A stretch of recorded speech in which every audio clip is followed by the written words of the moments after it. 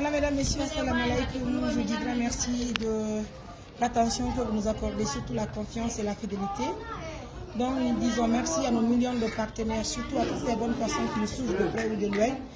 Encore une fois de plus, mesdames, messieurs, comme vous le voyez un dimanche, depuis, ça fait aujourd'hui 5 jours, si je me trompe, nous sommes dans une activité qui est non seulement très sensible, donc une activité en plus qui est un bon projet. Moi, je peux dire que c'est un bon projet parce que c'est un projet qui va assister nos sœurs d'abandonner un travail qui est, en tout cas, qui ne va pas leur apporter du bien, voilà, pour leur faire revenir en famille et surtout de les assister pour trouver aujourd'hui, c'est-à-dire préparer leur avenir. Non seulement elles vont rentrer dans un centre de formation pour faire la couture, il y a d'autres qui ont opté pour le commerce, tout est là. Donc nous vous invitons massivement de partager la vidéo, de liker la vidéo. Surtout votre attention, puisque nous voulons vraiment que le président de la République voit cette vidéo pour qu'il puisse comprendre que l'assistance humanitaire d'urgence est là pour tout le monde.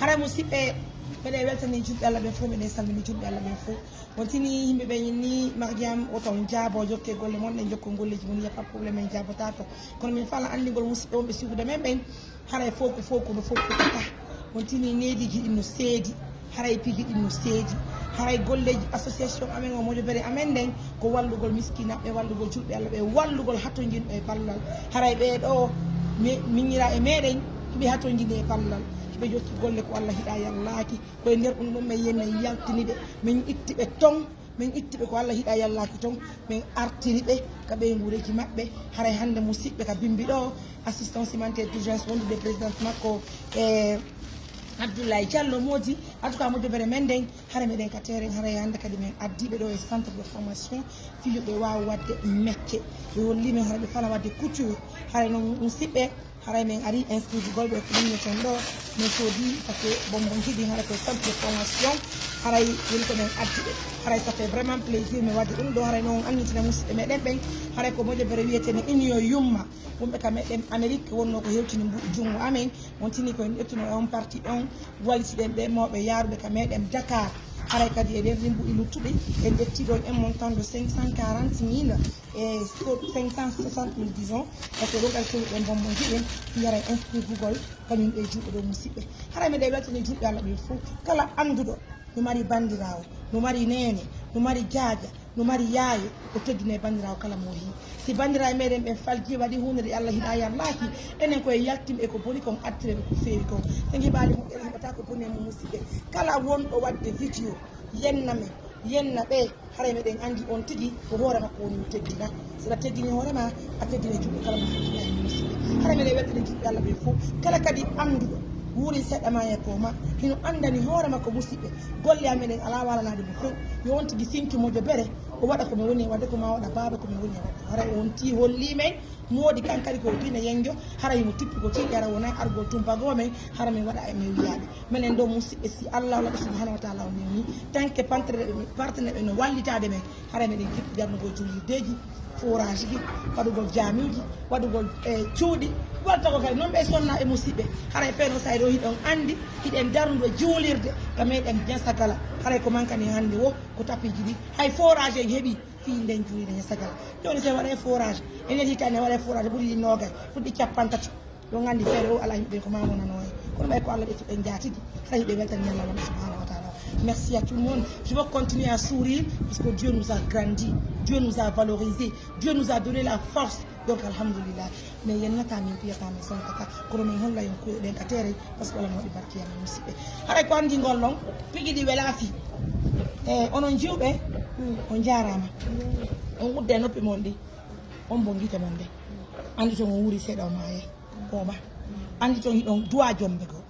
Andi ton hiɗon duwa nafugol hoore mon nafu ɓiɓɓe mon ɓe nafo mawɓe mon ɓe ɓe gaddi on hannde ka centre de formation fi yo wawa wadde couture na ɗum ɗon lan hiɗon faala ɗum ɗon ka hara ko honno warɗon ko fodon lan on sinen wawi min ƴetti min gara komin añana ɗo mawɗo nde mi watama yande ɓa par ce que kono hollume ganda ah non y a pas ça chérie ça passe c'est pas ça la ɗum no fof mi waɗan ɗon lan o waɗana lan waɗane taw hoore mon komin faala ko honɗum foduɗon men on seedi e ko boni o wattata aduna min ñam ɗon mi wattata aduna ma chérie yalle aduna c'est promis to ne yito mon ngo on peut dala d'accord chérie minanali vas-y minanali c'est moi an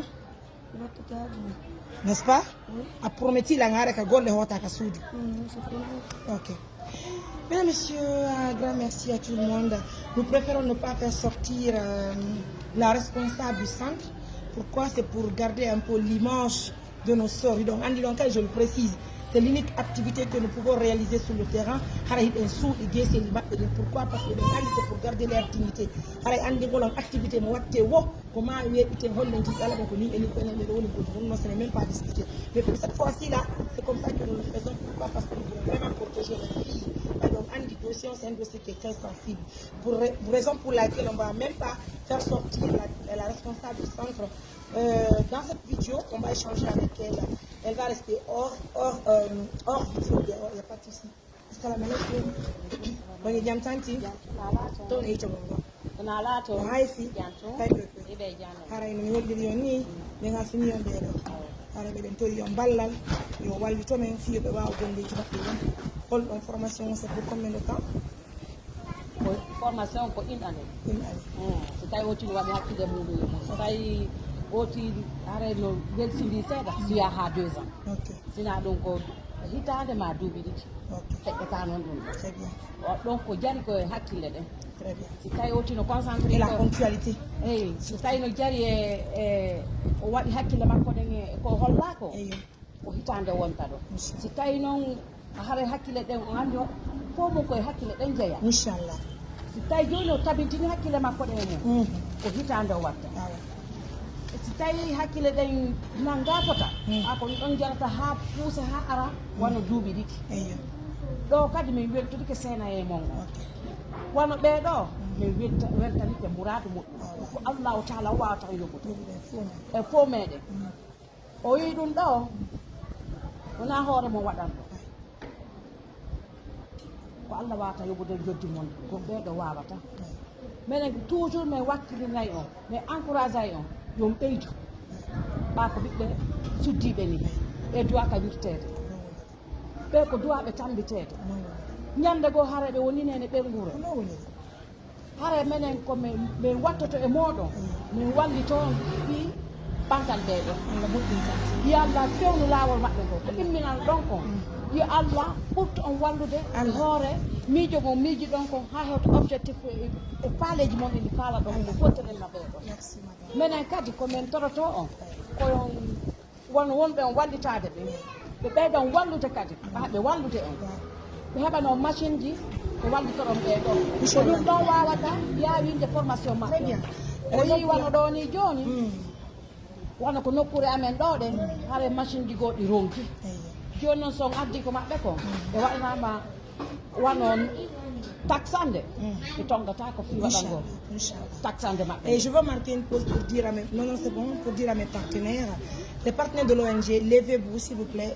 Haray ko non woni di wallite même heɓana ɓeɗo machine ji ko ɓe wawa gollirgol au plus vite que possible min torito men jeeji on ko ɗum ɗo woni hay waltagol miskinaɓe wallito musidɓe meɗen ɓen par ce que ɗon andi piguiɗi musidɓe haray golleji ɗi ka tari no domini hay émission ji ɗi woni haalde kon par ce que on tini piguiɗi wela fii e haray ko andi gonɗon ɓeɗo ɗo hattodini hannde e ballal walle men mi heɓa machine ji ɗi mi wawa addugo ko centre maɓɓe e toppito golleji maɓɓe ni ɓe sela woyilan woyi allah wi madame ko ɓeytoto ɗon kadi wano test ji ɗi ɓe waɗa kadi ko kaydi ɗum ɗon ko sodete ɗum wano kaydi on no kaydi ɓira on e farine o farine on no heɓo ko ɗuma ko boulanger ɓe ɗum ɗa koko marché heɓoto ara woɓɓe no jooɗi toon ɓe yeedi ara koye wakkilo sodanoɓe sodnoɓe centimétre e cahier e bic règle ɓa ɓe waɗa dessin ji ɓe waɗa test pratique ɓe waɗa test théorie. Il n'y a pas de souci. Dès demain, les partenaires vont nous aider. Parce que nous avons des partenaires qui sont vraiment waouh. Nos partenaires ne sont même pas sur les réseaux qui vont voir certaines choses. Les partenaires, ce sont des personnes qui collaborent avec nous. Sur WhatsApp, c'est des partenaires qui sont vraiment là pour soutenir les actions de notre ONG au fait. Parce que les Andy, pour les décatères, nous hekki halaji di. Est-ce que vous comprenez? Donc, on bagne donc. Eɗen tañini dès demain règle ji maɓɓe ɗin centimètre on ciseau on inchallah ɗum ɗo hewta no sallah ja haray ɓe ɗiɗo goto on ko joli yoɓete Goto faut mon code 270 000. 270 000.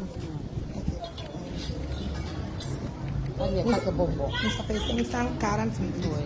Alors, quand Allah wawno be. Allah kay hersede. Allah. Allah moƴƴin haajuji Jarama moɗon nani haajuji julɓe ɓe. il faut reconnaître que min kadi ɓeɗo mi andade en toute sincérité miɗo yettude woɓɓe ɓe sifanilan fiyaray liyeji maɓɓe ɗin ton j'ai décidé de passer une nuit vraiment voir qu'est-ce que se passe là-bas. Exactement, je suis allée, j'ai tombé sur certaines filles, raison pour laquelle nous avons décidé de venir les soutenir.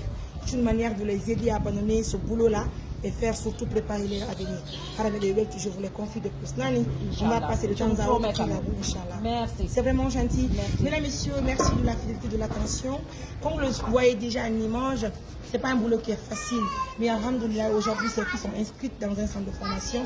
Elles vont commencer le boulot dès demain, Inch'Allah. Prenez bien soin de vous donc. Au revoir, mes amis. Merci.